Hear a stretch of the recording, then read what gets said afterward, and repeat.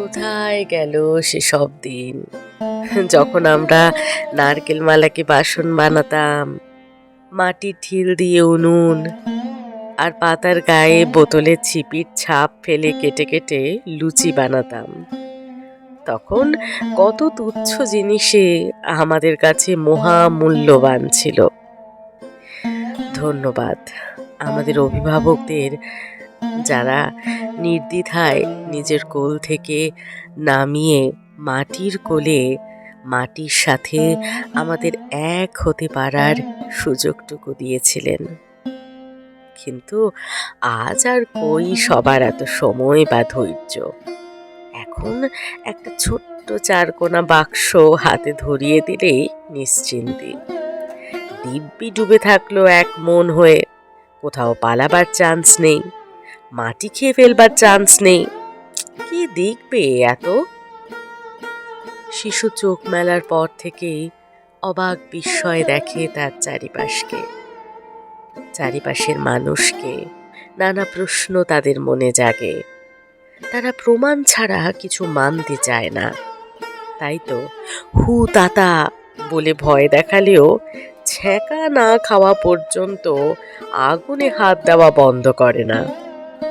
তারা ওই চঞ্চল মৌমাছি, প্রজাপতি, পাখিরই মতো। অথচ আমরা তাদের সেই স্বাভাবিক ধর্ম থেকে কোনো এক কৃত্রিম অস্বাভাবিক জীবে পরিণত করতে চাই।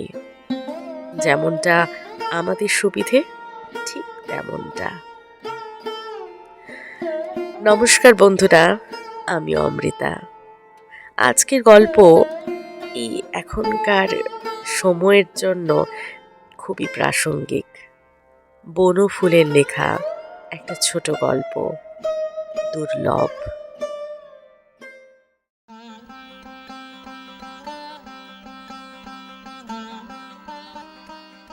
রাজকন্যা ১৬০০ বর্ষে পদার্পণ করবেন। তাঁর জন্মোৎসব উপলক্ষে রাজ্যে বিপুল সাড়া পড়েছে। রাজা, রানী, সেনাপতি, পাত্র, মিত্র, প্রজাবৃন্দ সকলেই এই শুভ দিনটিকে সার্থক করবার আগ্রহে আকুল হয়ে উঠেছেন। গ্রামে গ্রামে, নগরে নগরে বসবে সভা। এই বিশেষ দিনের বৈশিষ্ট্যকে স্মরণীয় করে তুলতেই হবে।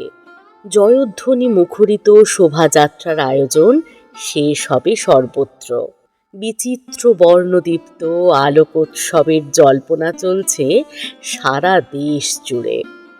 সজ্জিত হবে গ্রাম, অলঙ্কৃত হবে নগরী।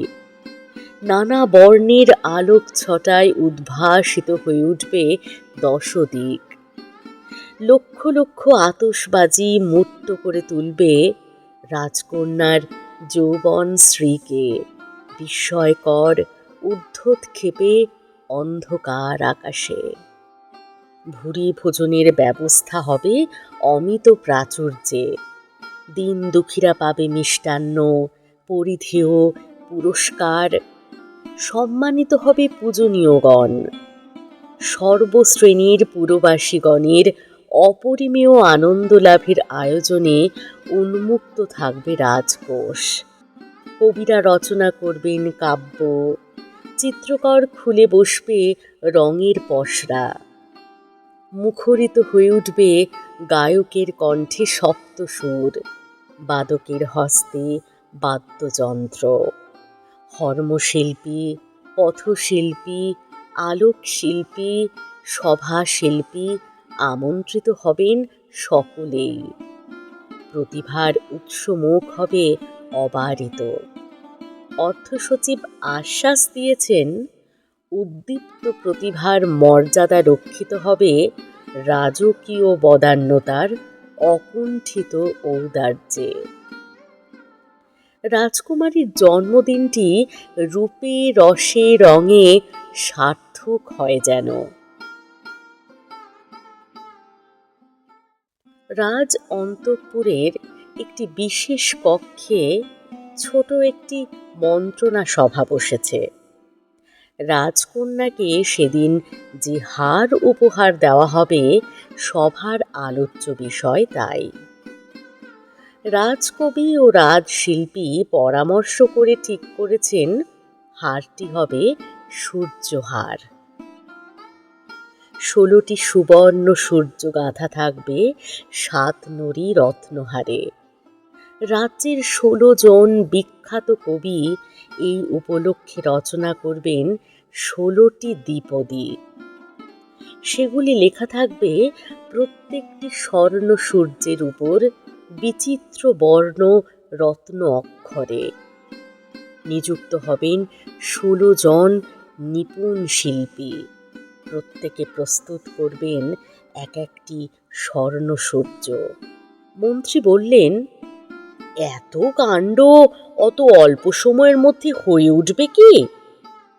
মৃদু হাস্য করে উত্তর দিলেন অর্থ সচিব, দক্ষিণার কার্পণ্য করব না আমরা, নিশ্চয়ই সম্ভব হবে। রাজকবি ও রাজশিল্পীর এই পরিকল্পনা সমর্থন করলেন সবাই। একটি বিষয় কেবল মতভেদ হলো দুজনের। হাড়ির মধ্যমণি কি হবে? রাজকবির মতে হীরক নির্মিত একটি শঙ্খ হওয়া উচিত। রাজশিল্পীর মতে পদ্মরাগ মণির তৈরি একটি পদ্ম হলেই বেশি মানাবে। ধৈর্য সহকারে উভয় পক্ষের যুক্তি শ্রবণ করে রাজা বললেন, রাজকন্যাকে জিজ্ঞাসা করুন, তার যা পছন্দ তাই হোক। রাজকন্যা ছিলেন সে সভায়, আনত নয়নে শুনছিলেন সব। পিতার কথায় আরক্তিম হয়ে উঠল তাঁর কর্ণমূল। রাজকবি বললেন, আপনার কি ইচ্ছা বলুন রাজকন্যা?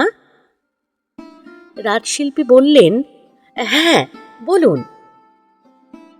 ক্ষণকাল নীরব থেকে রাজকন্যা বললেন, আমার ইচ্ছা একটু অন্যরকম। কি বলুন? সমস্বরে বলে উঠলেন কবি ও শিল্পী। রাজকন্যা বললেন, আমার ইচ্ছা রত্ন না দিয়ে আমার বাগানে যে চাঁপা গাছটি আছে তারই একটি ফুল মাঝখানে দুলিয়ে দেওয়া হোক। এর জন্যে প্রস্তুত ছিলেন না কেউ। কিছুক্ষণ নীরবতার পর রাজা শেষে বললেন, বেশ তাই হোক।